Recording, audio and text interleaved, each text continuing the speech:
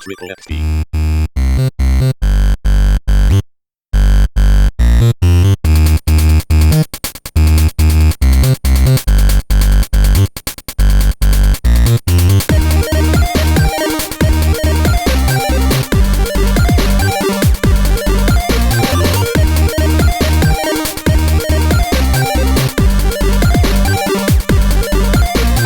TripleXP. Ready? I mean, I don't know how long ago you started, but okay. So, welcome to TripleXP episode 8. I'm Shane, and this is Mike. Hello. And with us today, we have Max, Hello. Sarah, Hello. JB, Hello. and our special guest this week, Ed. Hello. So, as always, you can find us in the usual places: YouTube, Spotify, and any other important podcast place, Apple, all those ones. On this week's episode, though, with Next Gen coming in a mere 2 weeks, we are going to be discussing our games and moments of the current generation. We've got no news this week. We've got nothing we've been playing. We're just going to have a nice big conversation with everyone around the best of this generation. But before we get into that, Ed, as our special guest this week, who are you? Oh, and that's a great question to start things off, because I don't know if I know who I am. I just do music and comedy, and I stream on the internet for a couple people at Ed Camper's cabin or Camp's cabin, and on my downtime I play more music and I hang out with some friends here. I don't do much nowadays with the whole lockdown. I mean, we're all in that boat. Yeah, exactly. So other than that, yeah, I just play video games and really just hang out. I do like marketing for a job, and that's thrilling. I could talk at length about marketing, but I feel like that's for another day. That's not why you're here. No, exactly. At least I hope not. For all of our listeners, Ed is in fact the brilliant mind behind our theme song. Yes. Totally. You know, I actually just blanked on that too. But yes, as well as that, it may be what you heard before I started talking. Yeah. the catchy song that I've listened to so many times now. It's an absolute banger. It really is. I appreciate it. I put extra love in for you guys. I mean, you guys have done a plenty for the show over at the cabin. The least I could do was just try and make an absolute slap. Did you put in triple the love? Oh my gosh! Yep. I put Well, triple that's the X3. The hearts. It's got Ed's special sauce in there. Oh yeah. I did just want to mention with regards to the cabin, Ed, and obviously, I mean, some of the other guys on the team do stream, but the cabin is a very different stream to what a lot of other streams are on Twitch, and I think anyone listening should take the time to go and check it out, because yeah, it's a very different experience to a stream that most of us won't experience in any other stream. Ed's stream is like my happy place. Yeah. It's wholesome. It's so Very wholesome. Oh, thank you guys. Yeah, that was the whole goal of it. We're on a little bit of a mini hiatus right now as things have gotten kind of busy outside the cabin. I plan on getting back into it probably around next week or so. But yeah, no, it's been amazing going through all your streams as well, and then having you guys pop in every now and again. Thank you.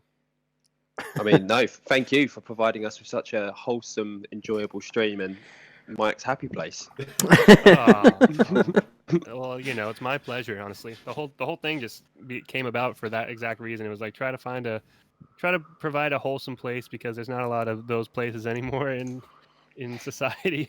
Yeah. Yeah, I mean, that's not wrong. Especially on the internet. Yeah, exactly. Especially on the internet. I was like, yeah, the internet could use something wholesome these days. So let me see what I can whip up. Well, you're doing a fantastic job. Oh. So before we, let's move on because otherwise we're just going to be stroking Ed's ego for the Yeah, next I hour. know. I love it. It's like, am I receiving an award today? But let's get into our main topic of the week. So as I said at the beginning of the show, we're not covering the news and we're not covering any other games we've been playing this week, but we are focusing on the last generation because it's been a fantastic generation of video games. The PS4 and the Xbox One X.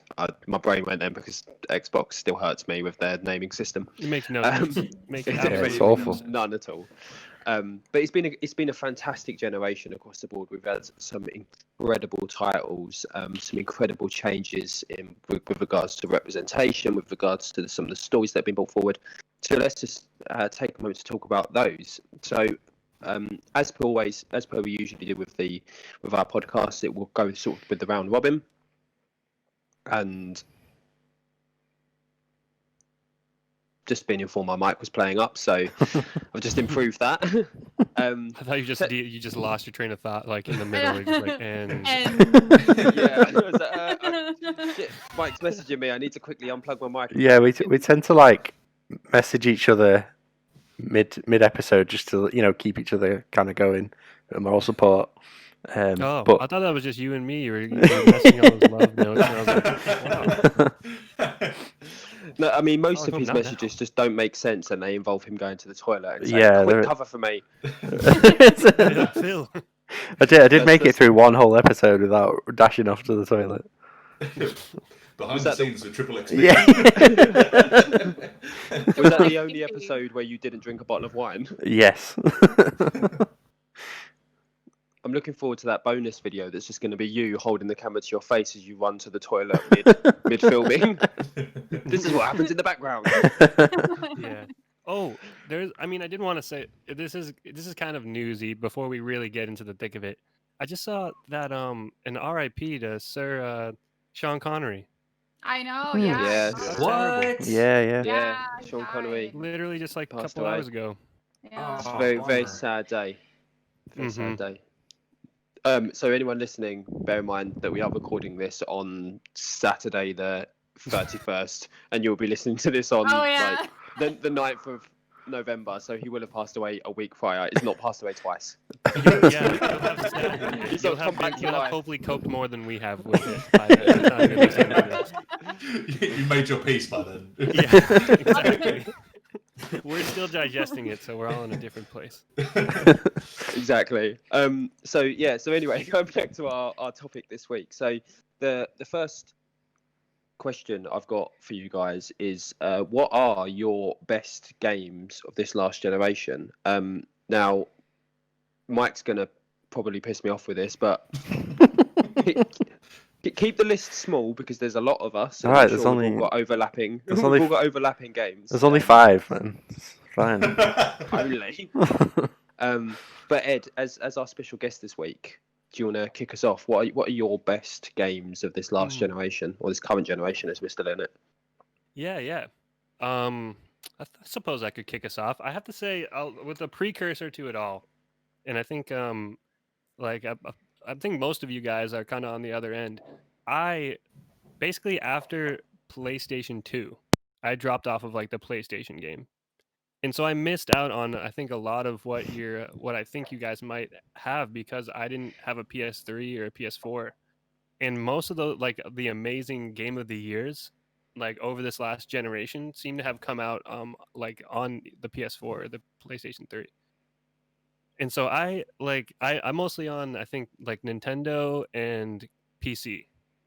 So I can only really give I wish I could say like The Last of Us or like I don't know God of War. When you say Or- Nintendo, are you as in Switch or older Nintendo? Switch. Well, all in the I say so Switch and then like I guess previous Nintendo stuff. So I just get all like the Nintendo consoles and then I have my PC. That's fair. I mean, Switch is definitely part of the Yeah, most current recent gen. generation. So Qualifies. I've got the clear on that one. You can Um, stay. You can stay. So yeah, I mean, I do have an Xbox One too, but I feel like we can't even really count that because like I mean, what like generational game came out on only the Xbox One? Like, I couldn't think of one. And I play the Halos. I played Gears of War. Like, no, they ain't it. I would say so. From my Switch, I'd probably give that to Breath of the Wild, just because it was just so. It was nothing. It was a game like I've never played a game like it before. Like, I guess the it just took me by surprise. Like, just how the scope of it all, it was the render distance of it all. Like, the fact that you can. It was the first game that I'd ever played that was just like, look at anywhere on this map. Like, you can just go to the top of a cliff and say, I want to go there, and then just be like, okay, and then head there, and like you don't lose the ability to see it. And being a huge Zelda fan, like, and I mean, I've got Zelda tattoos. Like, I've always been a fan. So for to be in that world and to experience all of that, would definitely one of my top of the generation, of this generation. I've got a feeling that's on a couple of other people's lists as well.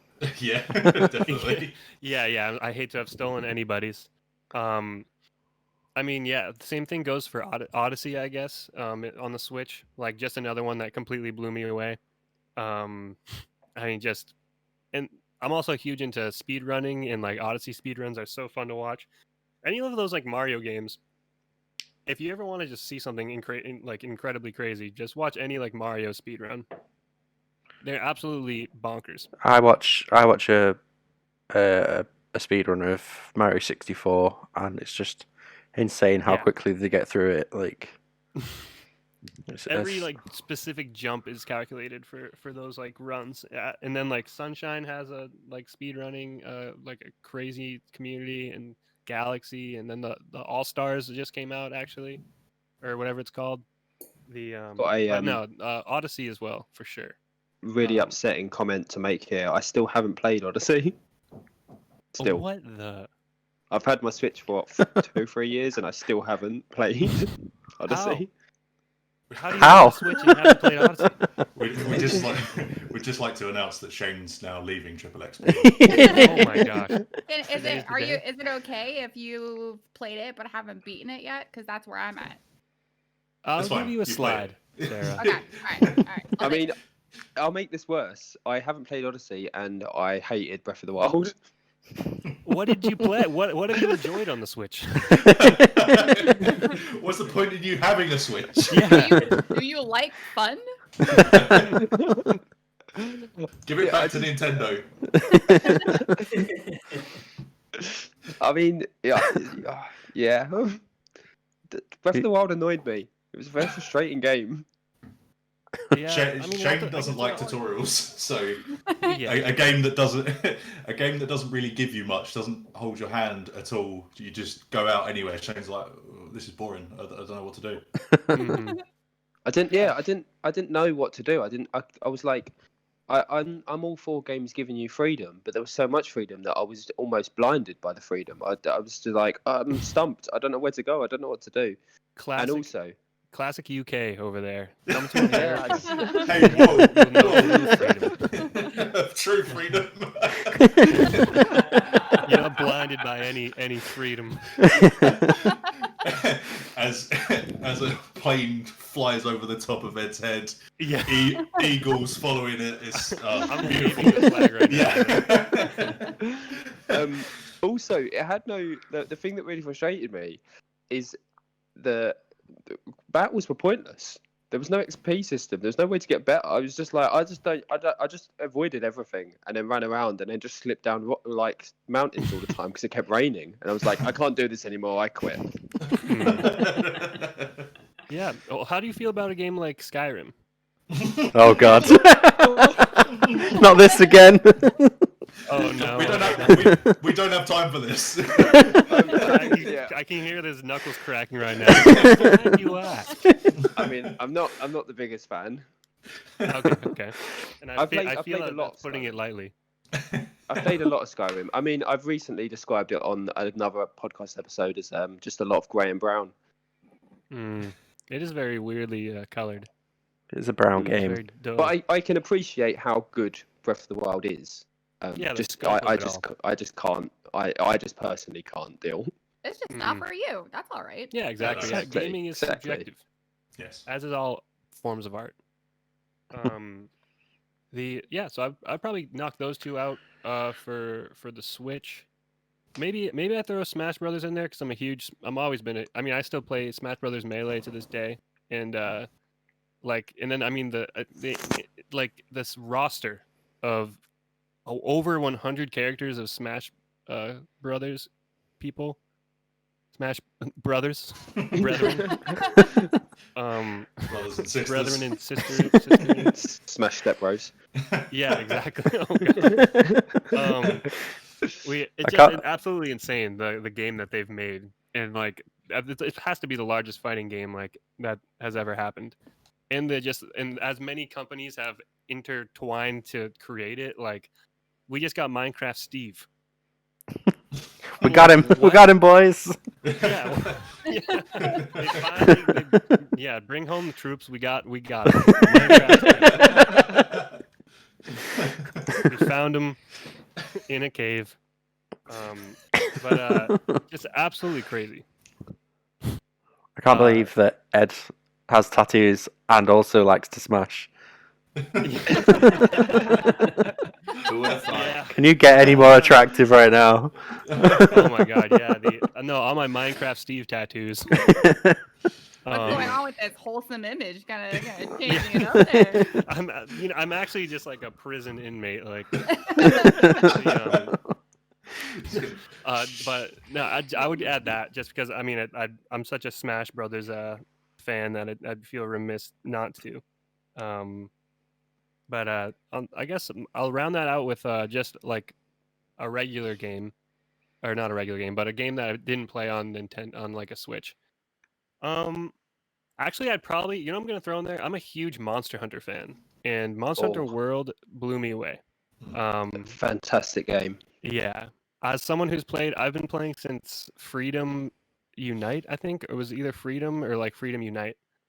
And I mean, following them through, like they were on the PSP, they were on the 3DS, they were on the Wii, and then they came out with it was like Generations Ultimate on the Switch, and then they released World, and it was really hard to get someone into a Monster Hunter game up until World because it's a very jank, for lack of better words, a very janky like way to play. Like the controls are so weird that trying to like before World came out, trying to get someone to like sit down and be like, no, I promise once you play this for like a week, it's a really good game. Like you just have to get past the weirdest controls ever. So then to have them come out with a World and it be so seamless and so easy to pick up, and finally like you can show people like, no, this is what we've all seen from all the other Monster Hunters, but we can never get people into because of how the barrier for entry was so crazy with the weird controls, and like there's these crazy loading times that you had to go through with going through every single different like.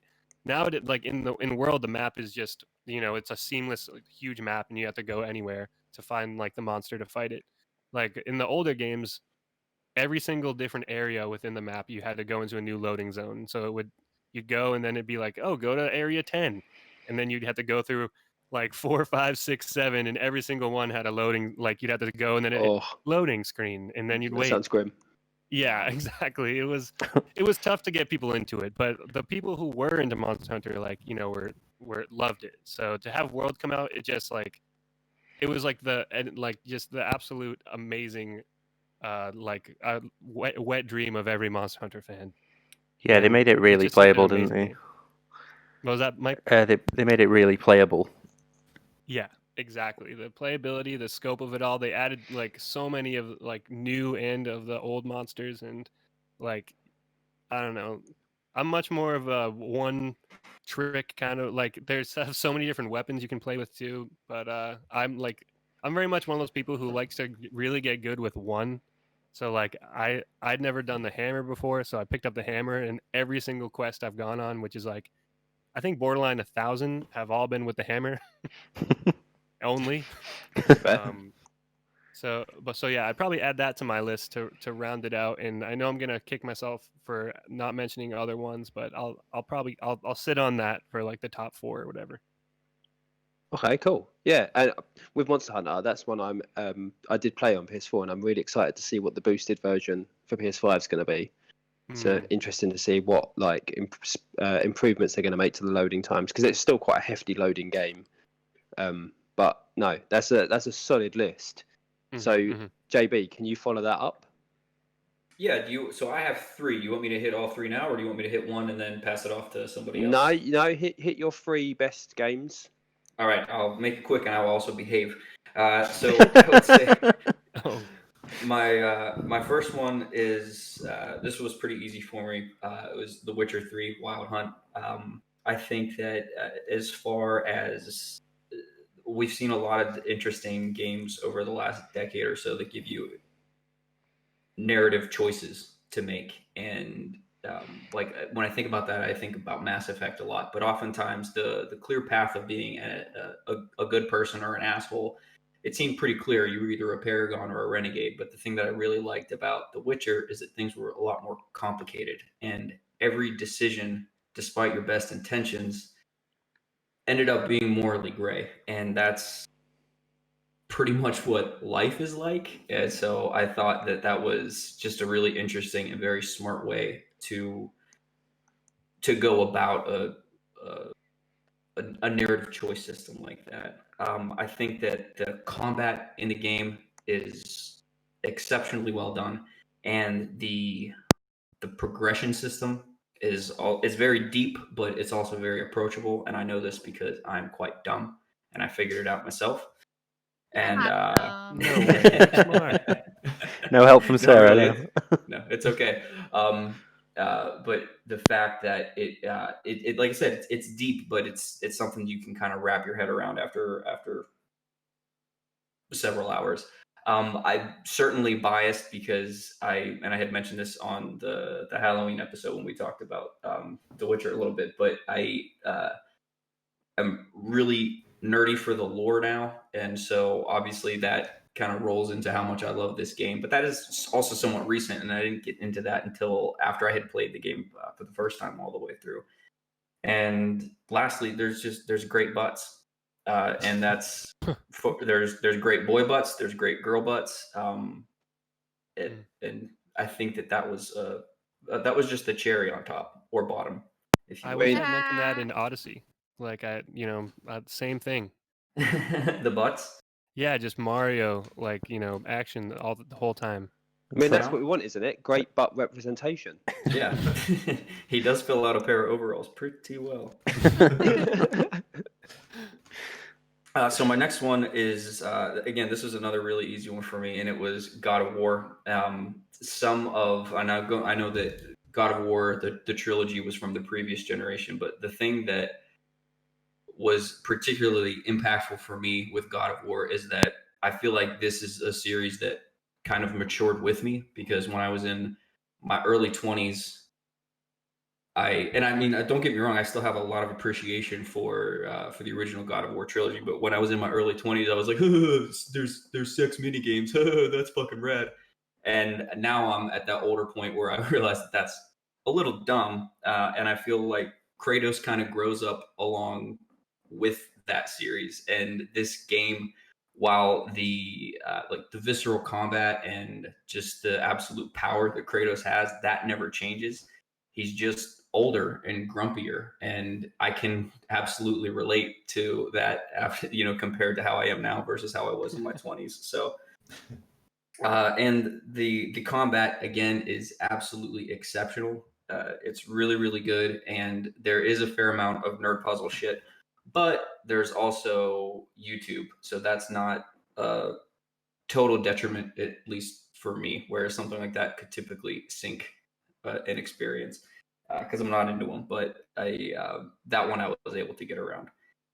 And the last one, and I decided to do, when I thought about this, there were a lot of other big time games that I could have rattled off, but Sarah got me to expand my horizons and get more into indie games. And when I think about games of this current generation, particularly for indie games, Sayonara Wild Hearts. And I know that you guys have heard me talk about this one a lot. But this game, it's just, and I'm not saying this to be funny, but I'm largely dead inside. But this is one of those games that just kind of made you feel things. And I had never really had that before, with particularly with a game. Be emotionally attached to particular characters, but this was a game that I would actually play and just feel like a better person after having done it. And if you guys haven't tried it, I absolutely recommend it. You get to ride motorcycles, you get to ride dragons, you have dance battles, you get to party with Queen Latifah. The music Soundtrack is yeah, the soundtrack music. die for. Yeah, so good. the soundtrack is just perfect. And so yeah, those are my 3. Yeah, I haven't played the game, but I watch you play. I mean, all of it, I think, and I watch you as well, Max, play it. But I've got the soundtrack on Spotify. I listen to it like almost daily. It's that good. Yeah, it's great. It's really good. As a big Queen Latifah fan, you had me there. Otherwise, I was like, but then when you say party with Queen Latifah, Well, you know what's Her funny voice is is so smooth. she does, and she was apparently she was a last minute addition to this game. Something like 3 weeks before they secured Queen Latifah to be the narrator, and it on the surface it's a weird choice, but my gosh, she does such a good job. I believe it. I mean, she's Queen Latifah. Yeah. No explanation needed. At the end. Oh, that's a solid list. There's some solid, like really good games in that list. And I feel made like them myself. I feel like as we're going to Wow. get further down this list of people, we're going to have less and less coming forward because they're going to be like, well, that's been spoken about and that's been spoken about. So Max, we're on to you then. Cool. Well, as Ed mentioned, Breath of the Wild is definitely one of the games of generation. Not only of the generation for me, but one of the best of all time, to be honest. It's just that whole not holding your hand, being able to explore Hyrule was just incredible. And I love just jumping back into it every now and then. And just listening to the soundtrack, just listening to the little sound cues as you walk through. That jazz piano or that just plays. Yeah, just everything brings you in for the exploration, like a little sound cue, like, oh, what's that over there? And just all the little visual cues as well. It's just incredible. And I love just stepping back into Hyrule every now and then. It's just incredible. I think you can look at the map in that game and be like, that area over there looks interesting, and then you'll spend your time going over there, and you can get distracted so easily. Yeah. But I think just looking at the map, you'll see. Because I remember going to that, it's like a square big maze, and then I spent about an hour getting to that maze, maybe longer, and then about an hour exploring around it because it's just this really interesting area. But you can literally just pick a point on the map and go and explore it. And I remember such maze. yeah, and Yeah. But it never gets dull exploring in that world, I don't think. No, it doesn't. Yes, as I said, I kind of finished the main story. I still haven't finished the Master Sword quest yet.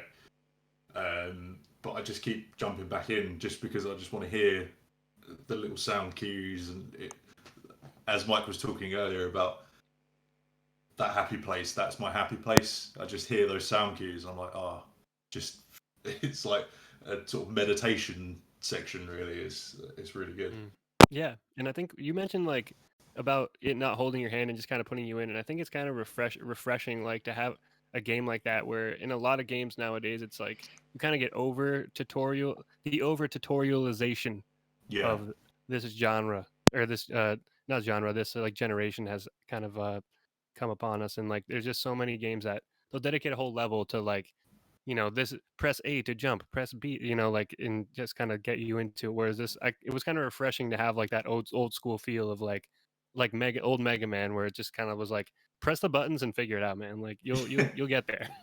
You have that whole section at the beginning where it's teaching you the basics of how to traverse Hyrule, using the different mechanics. but then you look on YouTube and you see like the different playthroughs of how people traverse the map, like, you know, stasis in a rock and then hitting it a couple of times, jumping onto that rock and then getting flung into the air and just traveling miles throughout the world and things like that. And then they're like implementing that into the combat. It's just incredible seeing some of the different takes on what people can do with the game. It's really interesting. I think Video Game Donkey, he does a great video sort of showing that off, what you were saying about all the different ways you can, you know, fight monsters and stuff, just using the physics in the world that they've created with they give you, was it 4 tools at the beginning or something, 3 tools? Yeah. And then you just use them with, you know, your own sort of imagination, really. Yeah. Yeah, moving on from Breath of the Wild.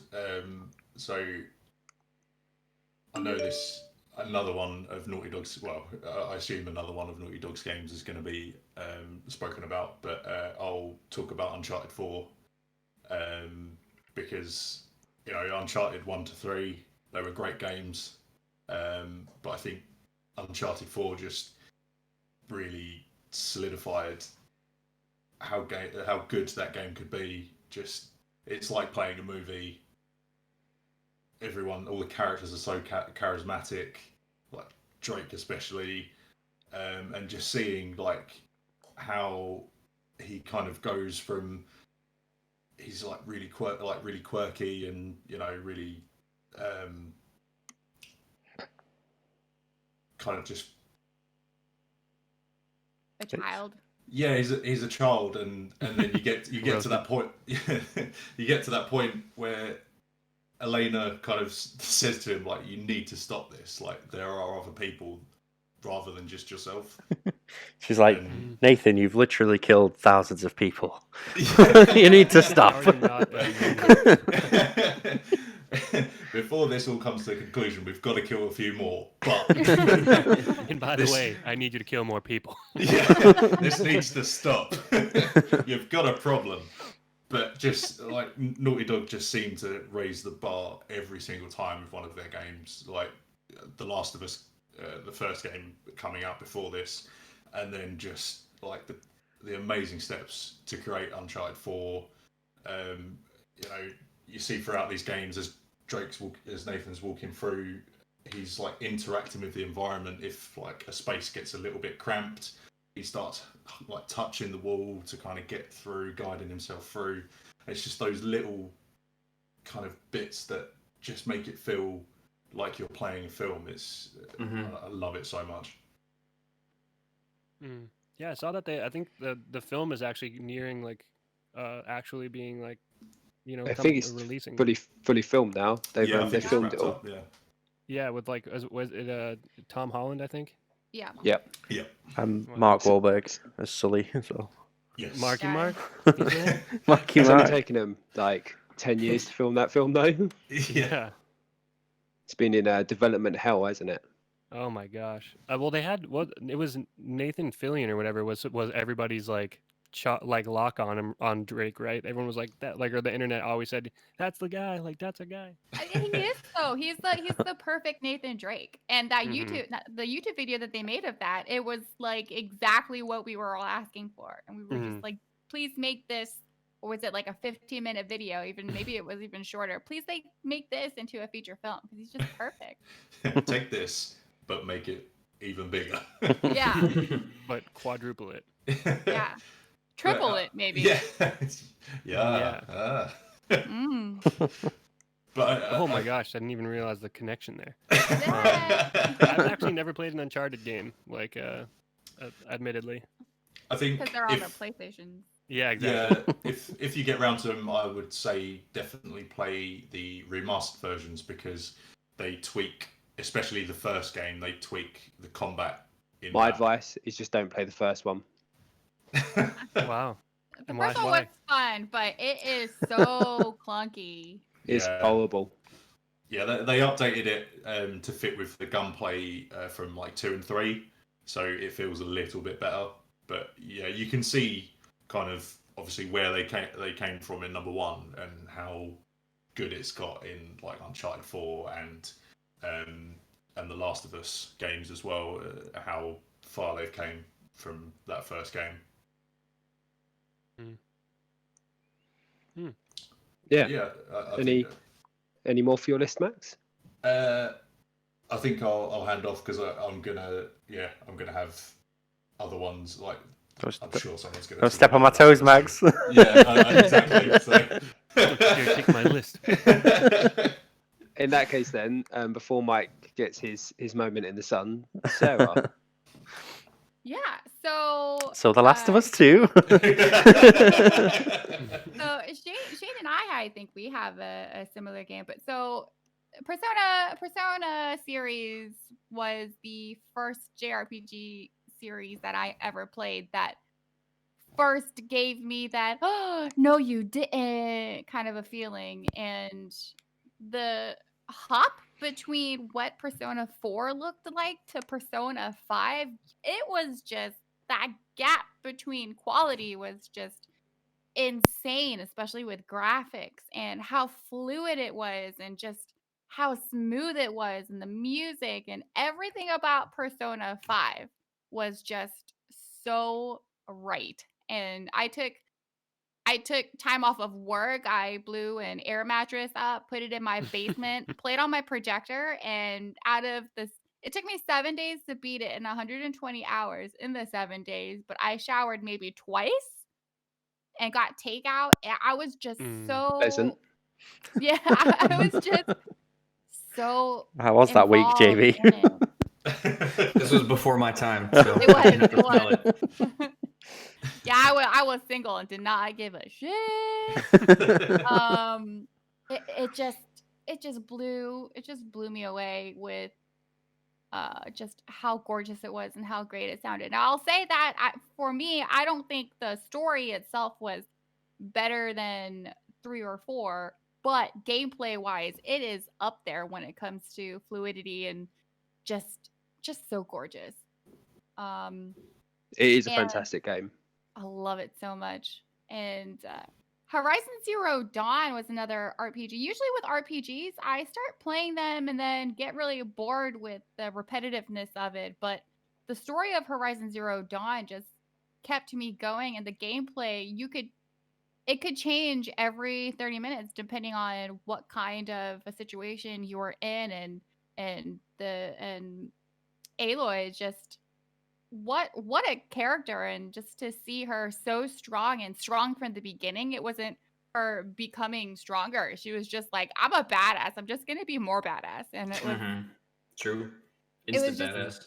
yeah, it was just nice to see not a weak girl becoming a strong one. It was like, I'm gonna kill you, and I'll kill you twice now. So I loved that. And I really, really, really loved Control. I loved that it was difficult. It's not an easy game. It actually takes a lot of thought and patience to properly win those battles, even though they're, pretty much the same bad guys. But that story and the whole supernatural aspect of things, and it's like the aliens, but in a game. You just there's so many questions, and you're like, oh, let me go look this up and see if it's a thing, and it talks on the SCP stuff, and it's just so intriguing, and the gameplay itself is so cool. But It really is a fantastic game, and without going into any spoilers, because I know that the Ultimate Edition is coming to next gen, but the maze scene, for anyone that has played it, is just so good. perfection. Oh god, yeah, I just had goosebumps that whole time. Just the music, the pacing, the way they kind of like link your movements to the music it's just so spot on. And the lyrics to it too, if you actually take a listen to the lyrics, it's exactly what's happening to you, and it's just like, oh, I love it. I have goosebumps now thinking about it. So Well, I think the art style in that game is something unique as well. Just on Control. yeah, absolutely. I love their use of red. I think a lot of people use because if you think about it, color is very important. Just like you were talking about Skyrim, how it's all gray and brown. Mhm. Control is pretty much all black and gray, but the red pops so much, Yeah, yeah. and you know how important something is if it's red or yellow. And I just think they work with color so well in that game. Yeah, No, definitely. definitely. Yeah, it's not just the color, but like the sound design of that game Yeah. as well. It's so eerie in certain places, and yeah, they just use the sound design just really well in that game. Yeah. I agree. 100%. Those are You- my top 3. Okay. So, Mike, we're finally around to you then. Right, I want to talk about Battlefield 4 first of all. I know it's a bit of a generic shooter, and it's got sort of military boots on the ground. But that game, I put literally hundreds of hours into it. I know I've got well over 500 hours. I know Strongback, he's got probably double that. It's because he's got his 500 and then he's carrying you for your 500. Exactly, yeah. But yeah, it was just such a fun game. Like, you jump in with your friends and you kind of just play your own little game. I've said this before in a previous episode, but like, if you were a sniper, you just played your role as a sniper, and you'd just be maybe spend one game where you'd just be shooting at one person and have a little snipe off, or you were a tank driver, or you were the mechanic of the tank driver, so you'd be helping him. That was your job. But it was just sort of one of those games where there was lots of little mini battles going on this huge destructive playing field. I know we jumped in for a few games, like Shane and Max. It just has these like crazy moments where I think when we were playing Shane, you were just driving around a car, and I turned around, and then you were just all of a sudden just flying over the top of me in this car, and there was like gunshots, explosions going off. A Battlefield Uber service that I was running. Yeah. Yeah. Just like though it's like the only in Battlefield moments, isn't it? Really. Yeah, exactly. Yeah, there's no other game that has those kind of moments for me, I don't think. Oh yeah, like I mean, I played a decent amount of it. Just had no like you have people like dogfighting in the sky, like having tank battles down below. You're like an infantryman doing your own thing, like and everybody's on your side. It's like it's absolutely like we talk about scope, and I feel like that sort of like is the top of scope for like military shooters. Yeah, definitely. Yeah. Oh, yeah, I'd say that. And I know Mike's been sort of almost crying regularly to me about how he just wants Battlefield 4 to be remade and re-released, and them to stop making other time frames for war and just go back to Battlefield 4. Yeah, they need to get back to modern day, because the last two have been god awful. The apparent rumor, though, isn't it? The apparent rumor is that modern day is where they're taking the next one, supposedly. Yeah, hopefully, yeah. But Yeah, we I never saw know. like some demo or something like that of like modern day. Oh, really? Well, that's... Yeah, it's like really like choppy, but I think they're experimenting with it. That is good. The current rumor. It's the way forward for sure, because the last two games have just been god awful. But yeah, enough of that. And I want to talk about Last of Us 2 specifically. Weird. Mike wants to talk about Last of Us? What? It is the single greatest story that has been told in video games, in my opinion. I have to throw that in there because Aiden will be like, "No, this is not correct." But like, it's just so well done. Like Max was saying about how far that Uncharted has come, and it's the same with The Last of Us. Like they just really topped the story. No matter how, like, I know that it got a lot of backlash, but they really just took that story to the next level. And a lot of people said, that it got a little long towards the end, which I kind of agree with. But I mean, that game was fun to play. Like the combat and everything was so like visceral and like impactful. Like you'd fire a shot and you'd almost like feel it, hit the body and stuff. And yeah, it was just really good, really well done story. But Max, I know you wanted to say a little bit about it as well. So Yeah, just sort of echoing your stance on it, like just kind of it was set up in the trailers and then everything was taken away from you, and I think that's Oh, God. why there was so much anger behind the game. But as you say, like the combat's so visceral, like I remember you messaging me actually. just yeah, kind of after you play a certain amount of it, and you're like, oh, I've got to go do something else because like, I'm just so drained emotionally from this game. Mm-hmm. Yeah, it's such a roller coaster. And I think what you're alluding to, in the combat, like I was going around and I shot this woman, but when I looked at her, she was like screaming in absolute bloody agony, and I was like, what the hell is going on? And then just looked at the woman, and I've blown her leg off. Oh my god. And then she's just clutching the stump of her leg while like crying in agony, and I was just like, man, this is Jesus. This is dark. Way to go. Yeah. Yeah, it's interesting, like the contrast between like the game like that and a game like Uncharted, where you kill thousands of people and you just kind of like, meh. Like, Yeah. on to the next 100 people. Yeah. The thing that really got me with Tilu 2 as well was the way they had built the animals. So like when you killed the dog handlers, and the dog would sniff around the dead body and basically sit by its handler's body until it could see you. And, I didn't even know that was a thing. Holy shit, that breaks my heart. Yeah, they'd sit there and whimper. Oh my god. Yeah. When they go back to the body, they'd find it, and then they'd whimper, and I was like, oh man. And then you killed the dog, Max, didn't you? What was this going to kill me? Like, Yeah, it was whimpering. I was so sad, and then I put an arrow in its face. Yeah, I was just putting it out of his misery. Oh my gosh. I remember I was playing that game with Ellie. We were like, I was playing it, but she was watching. Like an OG Twitch streamer before Twitch was a thing. You saw that one family member that sits to watch you. But yeah, we were playing that, and there was a part where I'd thrown like a fire grenade, like a petrol bomb, and it hit a dog, and it just whimpered, and I just immediately paused the game, and I was like, Ellie, I'm really sorry. But she was like crying, and like, Oh my god. we had to take a minute out.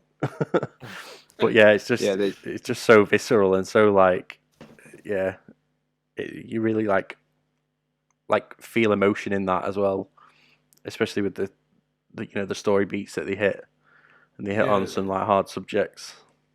Yeah, it's just kind of like turning your expectations on the characters as well. Like, yeah, you have this idea that you're kind of where you've been following from the first game, and then the second game, I was just like, kind of to the point of where you're going through like hundreds and hundreds of people, and I just got to a point where I was like, surely this is enough. Like, you can't do this anymore. Like, I can't keep doing this now. Yeah, like, yeah. I got to a point where there was a specific moment in the hospital, and you get to this person. I'm just like, right, I think we need to stop now. Like, I think you've got your revenge. Like, You've made your point. Yeah, you've made your Yeah. point. I don't think you need to go any further now. Like, and yeah, it's. But they It's just they incredible. kind of do like a complete 180 on Ellie's character. Yeah. Where she, in the first game, she's this sort of sweet, innocent child, and by the end of the second, she's, got post-traumatic stress, and she's consumed by like hate and revenge, and feels this need to like go seek revenge. Yeah, and I mean, Fueled to be Anakin fair, Skywalker. by the end of the second game, I think we all had post-traumatic stress. yeah, Yeah. definitely. I think the people that didn't like some of the stuff that happened in that game didn't quite understand how what Joel and Ellie were doing could affect other people. If that makes sense. Exactly. Yeah. Yeah. I remember at that hospital scene, I was streaming, and I think I didn't do anything for 5 minutes because I was like, surely this is an option. Yeah, I had the exact same thing. I was like, I don't think I want to do this. Can we just skip past this part?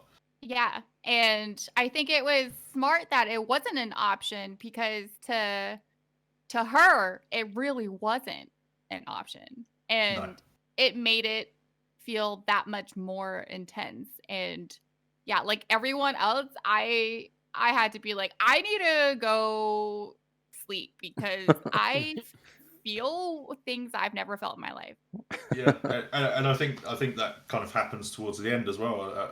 I got to a point where I was just like, I don't want to do this anymore. Like this, I just wanted to I had to put the controller down. And it was like, I literally said that to Ellie I'm- so many times.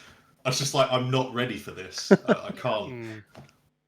Put down a controller, pick up a pack of cigarettes, Yeah. outside and look into the distance. But yeah, I think that's pretty much it for me on my games of the generation. There have been a lot more that I freaking love.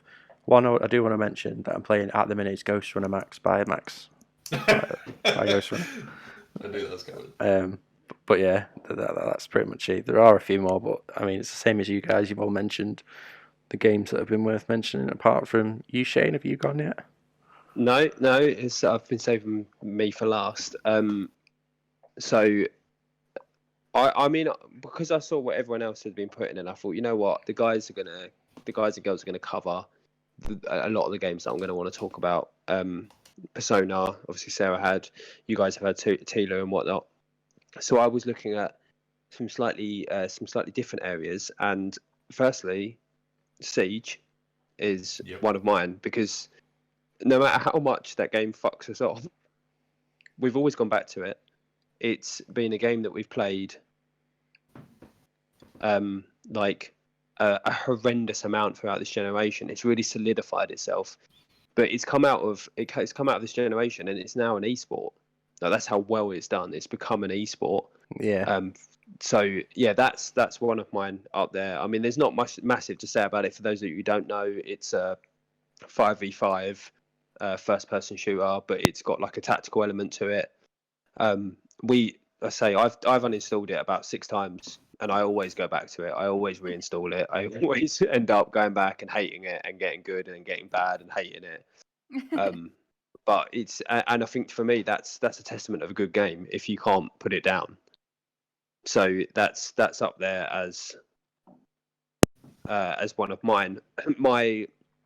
The other two, and these is a slightly outside of the box games of the generation that I think you guys may have forgotten about or not necessarily played. So my first one is Beat Saber. Yes. Because I mean, that game basically solidified VR. I don't think VR would be anywhere near as popular as it has been, particularly on the PlayStation, if Beat Saber had never come to it. Obviously, I know Beat Saber's been on PC and it's got a lot more functionality on PC, but it's one of those. It's just a fantastic game. It's absolutely fantastic. It's really simplistic in its methodology, but actually, it's so much fun. But I don't think VR would have taken off nearly as much as it has if Beat Saber hadn't have come along. And the amount of games that have spawned off of the back of Beat Saber that are of a similar notion, that are trying to sort of capitalize on that fun that Beat Saber brings. I just think, yeah, it's just been an absolutely banging game which only came out 4 years ago, I want to say. Oh wow, already? Yeah, 2016 like I think it was, it's or been out forever. 2018, or maybe 2 years ago. It's within the last 2 to 4 years. So yeah, that's my second one, and then my third game, and this is more just for personally for me, is Doom, the 2016 remake. I mean, those of you that know me well know that when it comes to first-person shooters, they're not my go-to. They're generally not always my cup of tea. And when Doom was coming out, I was actually getting very drained of first-person shooters. They're all very samey a lot of the time, and I was getting very frustrated with them. And Doom came along and just absolutely broke the mold of what a first-person shooter should and could be. Everything about that title is fantastic, from the music, the pace, the guns, the how every shot feels weighty, how you as a character feel weighty.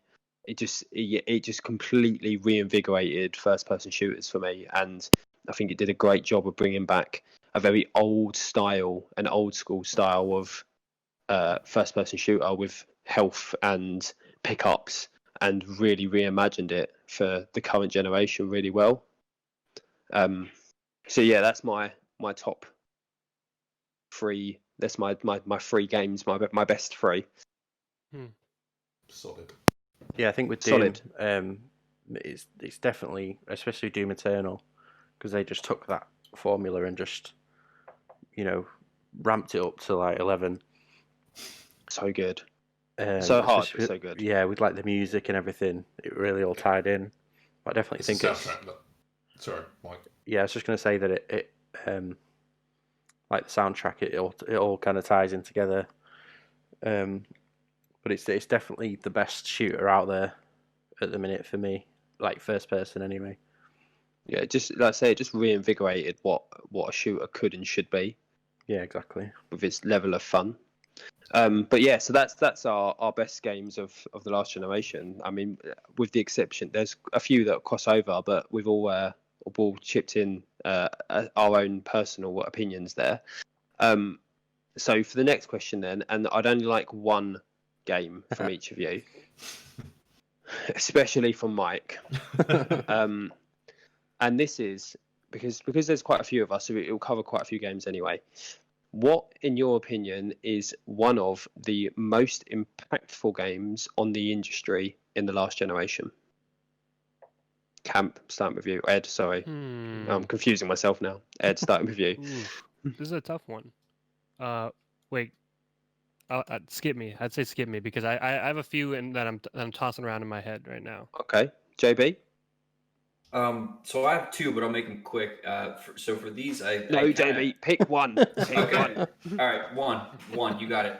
I guess I kind of took more of a negative stance with this particular answer, but I think Star Wars Battlefront 2 is just what popped into my mind, because I think people in general were getting very frustrated with microtransactions. A lot of us didn't like them, but they were still fairly prominent. And I feel like the Star Wars Battlefront 2 was the straw that just broke the camel's back, where people were like, you know what, fuck you guys. We've had enough of this shit. And it seems like, that game really suffered from the, they tried to course correct, but at that point, the damage had already been done. And that game could have been, a lot bigger and a lot better than it was, but they just got a little too greedy. And I feel like while microtransactions are still a thing and will still continue to be a thing until we're all fucking dead, probably, that game seemed to give the industry a little bit more of a pause and back off of that particular avenue. I was going to mention this one as well, JB, that, like this game in particular kicked off the whole gambling debate with whether loot boxes are gambling, and microtransactions, and impacted laws. Like laws have been changed because of this game. Like concerning gambling in game and things like that. So maybe not in America and UK, but I think it was like Belgium was one of the first ones to like implement a law that said they had to, define it as gambling. Yeah, they took it a little too far. Yeah, It bit them. And Yeah, I they- mean, they the whole reacted. anti-EA like thing that happened because of it, like they got so much negative publicity that it was like one of the top voted, like upvoted things on Reddit. I remember at the time.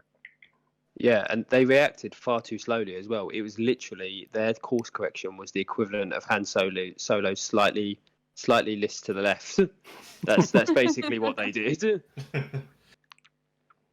But, well, they still haven't learned that. You know, there's still things going on with like FIFA 21, how they're advertising like the Ultimate Team packs to kids. Yeah, it's bad. It's still not learning from it, and it's only when the laws come about to kind of, you know, it is basically gambling, and there needs to be some form of like governance over it, really. Yeah. Definitely. So Max, then what's your one? So love it or hate it, I'm gonna say Fortnite. That's a good one. It's a worldwide phenomenon. Basically, you can't go around without seeing a kid doing Fortnite dances and things like that. And you know, it's amassed huge prize pools in esports, and consistently been holding its own against the competition like Apex. Completely overtook from PUBG, which has seemed to have been left in the dark compared to the exponential growth that Fortnite has had from, you know, humble. Well, it had crap beginnings of being that like like the sort of defense game, and then the battle royale kind of spawned off from that. But it's, you know, had such a cultural impact of different people getting involved, having massive events in there like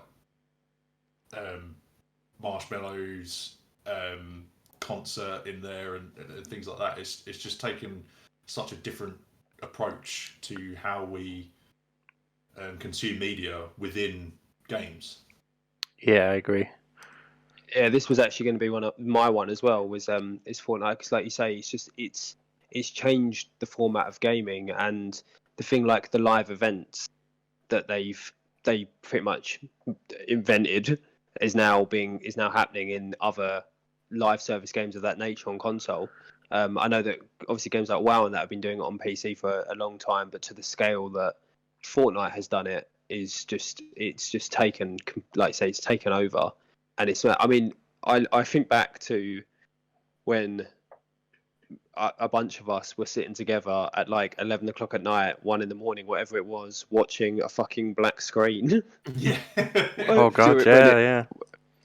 Like, what other game has made people sit there for like 2-3 hours at a time just staring at a black screen waiting for the game to return? It just doesn't happen in other games. It's just it created such a buzz like on Twitch and everything like that. It was just an experience for everyone to kind of be a part of at the same time. And yeah, it's great that that's kind of being pushed into sort of different areas.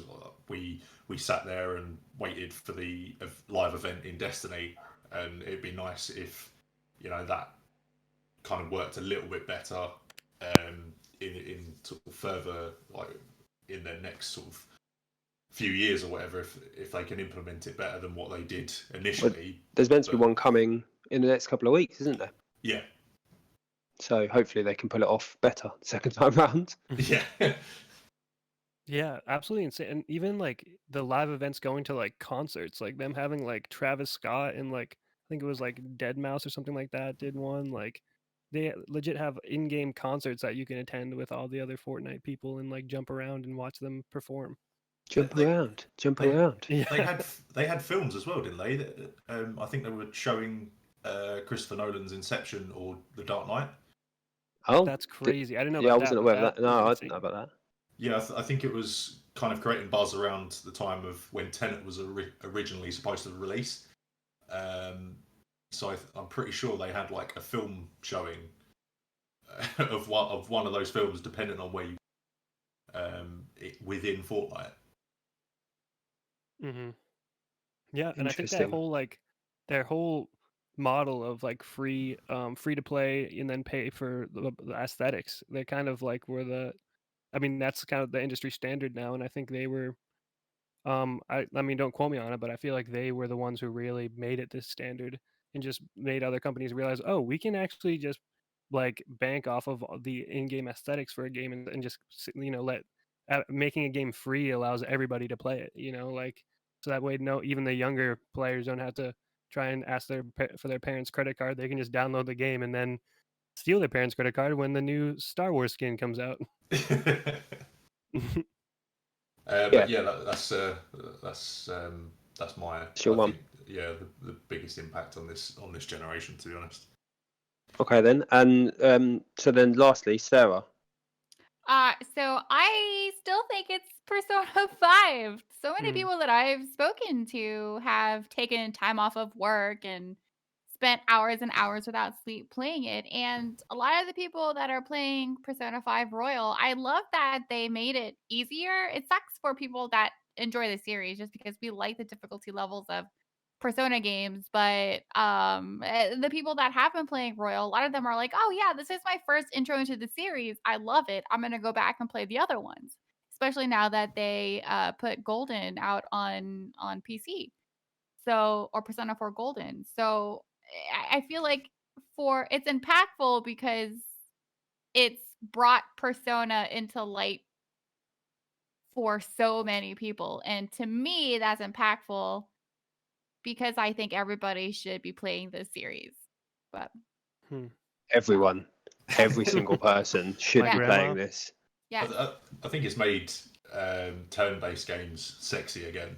Yes, that's what it is. I'm not really good. I didn't enjoy Doom because it's so fast paced and you're not supposed to think. You're just supposed to shooty, but I overthink everything in my life, and the thing that I love about turn based is that I get to think about it and I get to plan out and strategize. And so maybe that's why I like it so much because it's getting more people back into turn based games. And to me, turn based games are just so pleasant.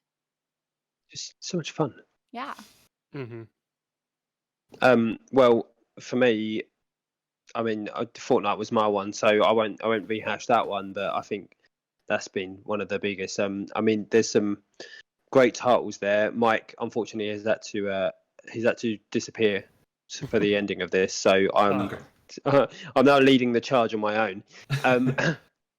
No, there's been some really really big titles of this last generation that have just absolutely changed the face of the gaming industry as it is right now. Like you say, from things like loot boxes now becoming on their way to becoming illegal, to bringing back an old style of gameplay that hasn't been around for a long time, not to the way that Persona has done it, and like you say, Fortnite bringing in completely different tactics to selling skins and and doing live events that we hadn't seen prior to that. But to tie up the episode. Wait, I think I have mine. I think I'm gonna come in with my. Sorry, Ed, I forgot you hadn't. No, you hadn't said. It's totally cool. I wasn't sure, but I think I'm gonna come in. I think I've settled on Okay, one that I what think we going for? it's gonna come in kind of from left field. Oh, you should say Breath of the Wild again. And that is Legend of Zelda: Ocarina of Time. No, I think I'm gonna honestly come out of this. Might seem kind of crazy, but hear me out on this. I'll give mine to Undertale. Interesting. Which and hear me out. It was a game that totally took me by surprise, and I think it's become like kind of the when it came out, especially maybe now not as much talked about, even though it has a pretty dedicated community of people, but it just was such a different game. I think it was really like my first taste of like a postmodern game, like a game that defies like a genre. Um, like the way that the game remembers, like I don't know how many of you guys have played it, but they not to spoil too much. I won't spoil the story or anything, but like every choice that you make in the game matters from every single fight that you decide to take matters every single instance that you attack a creature or don't decide not to attack the creature or decide to spare the creature um, matters to your end to what ending you get. Um, if you accidentally kill somebody and then decide, oh no, I don't want to do that, and then you try and reboot the game, characters will literally mention to you, or like some characters will say like, oh, we know that you rebooted the game. Yeah. um and like we know that you're trying to avoid your problems and that you've made a mistake. Wow. Yeah, Yeah. it I was mean, it was really my first taste in like when I say postmodern a game, it's like the idea of like a game that is like past a genre and really is like broken a fourth wall like with you. um and then you have and then like the game just messes with your whole perception of what a game should be, like in the whole idea like you know what a theoretical game is. And then you like it even pretends to like kind of mess with your computer, like like the main boss becomes so like scary because it even closes itself, like the game like he'll just like end the game for you, and you're just kind of like what, and then you kind of have to try to reboot it. And it's stuff like that. They have some pretty endearing characters too. I mean, the whole meme of Sans Undertale So um nice. stemming from that game. And like also I mean the sound, like Megalovania is a part of pretty much like any gamer, like a ton of gamers like repertoire of gaming music from this generation. um Done with, and also, and like I think on top of all of this, like a testament to like how far indie games have come, and the fact that their studio, I know that Toby Fox was kind of the main, I think he had a couple other people help him, but it was just made by a handful of people. um it can just, and like where like the potential for someone to do that in the future, and the fact that you don't need to be a humongous studio in this like era, in this generation, to find success and to like kind of define a genre, or make people question their definition of a genre. um it really, interesting. yeah, so I'd give it to Undertale maybe. I mean, I loved playing that game, but I literally still have no idea what happened. Like I'm like, what happened to me? What is this flower? Fuck off. There's like 5 different endings, all depending on like what choices you made along the way. Yeah, I think I loved it, but I don't know why. Mm. I really enjoyed your explanation of why you put it up there, and I've not played it, and it sounds incredible. But also, I don't know if I want a game coming after me like that. You're trying to hide from your problems. Don't attack me. Yeah, exactly. Like that's, I mean, you guys have seen like been able to survive Last of Us, so you guys have enough going on already. Yeah. I'm already damaged goods after that. So Yeah, I mean, exactly. it's You don't true. need it It's true. again.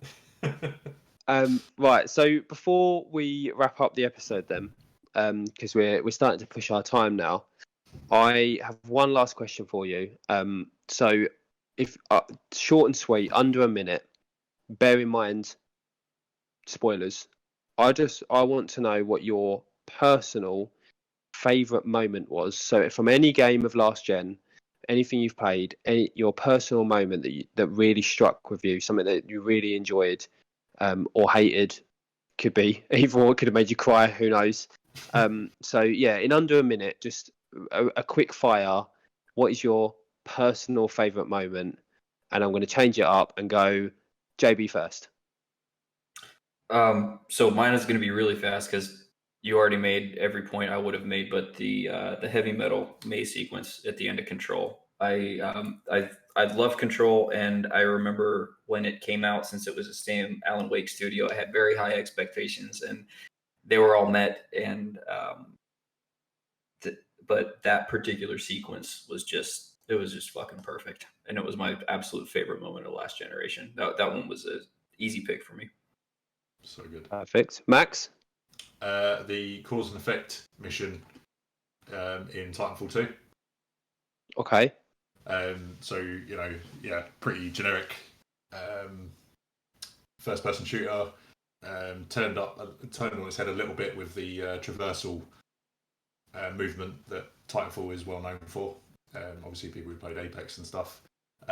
But then you get into this mission, and it becomes like a time travel mission where you're jumping into the past and the present, and you go back into the past and you shoot people, and then go back into the present, and their bodies are sitting within the rubble, and just having these two sort of timelines come across each other. It's so cool to see in that game. Just kind of turned its like from being such a generic shooter to having this awesome, just weird moment. It was really cool. Interesting. Ed, Mm. what's your one? Yeah, I'll probably go with, as a huge Resident Evil fan, just getting into like the main thick of Resident Evil 2. Like after playing like the originals, and then like then the rigmarole of finding out that Resident Evil 2 is being remade, and playing it, just like the shock of how far games have come, like in the past 20 to 30 years.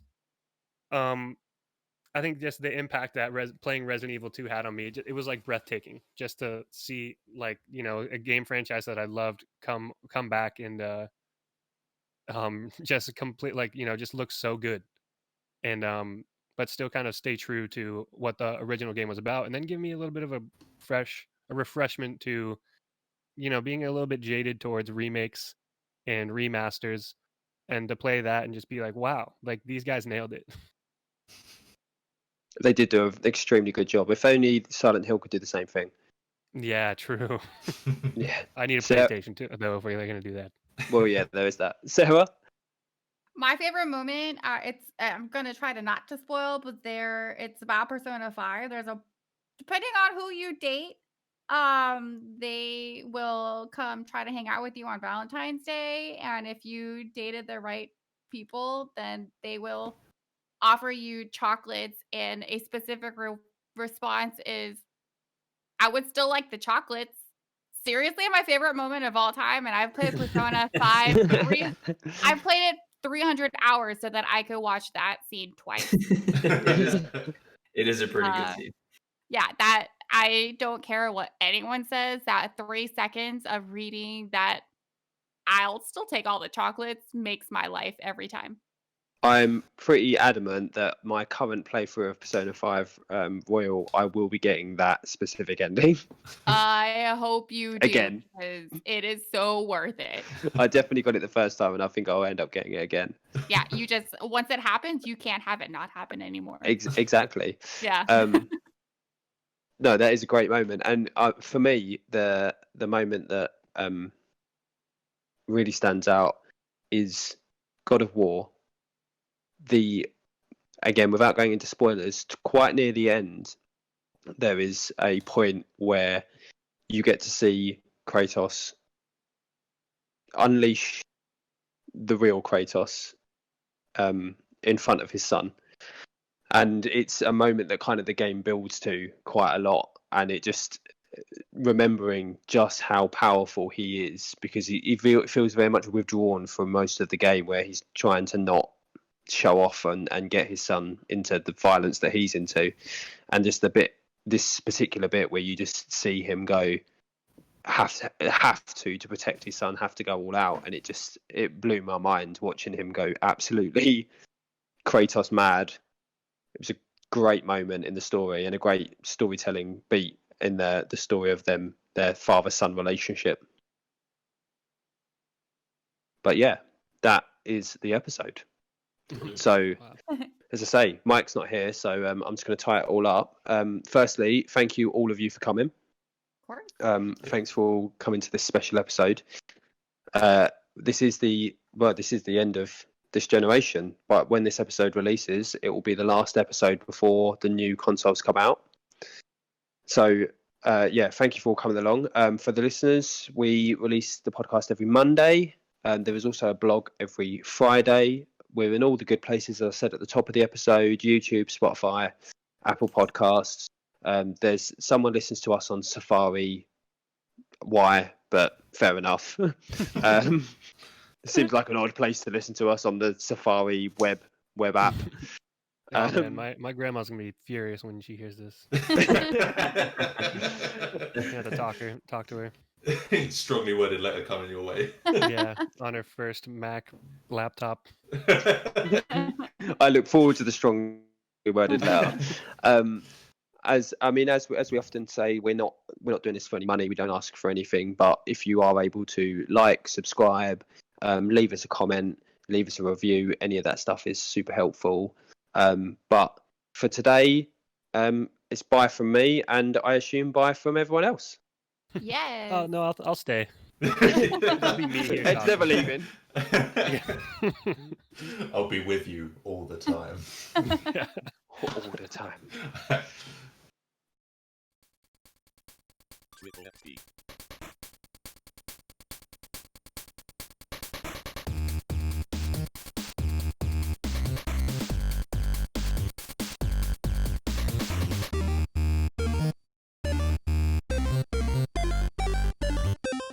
TripleXP.